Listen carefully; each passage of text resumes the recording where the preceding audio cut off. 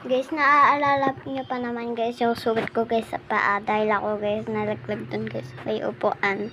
So papakita ko na kung ano nangyayari guys.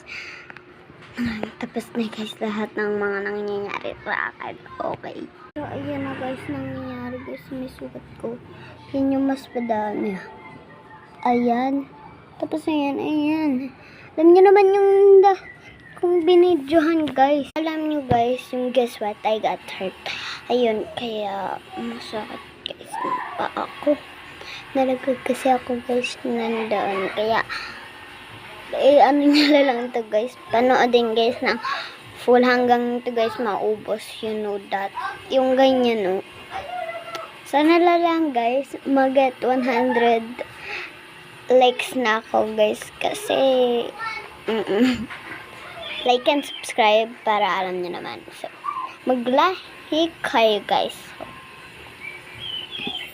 800. Bumili kami dun guys sa may 7-Eleven neto guys. So, naubos ko na guys to. So, pagyaman na yung sitong red guys. So, alam niyo naman guys, pa ako guys, baka daw pag naligo daw ako guys, dun guys sa may ulan guys, baka ano lang yun guys, mapapasukan daw ng germs, sabi guys ng mama ko guys. So, bye!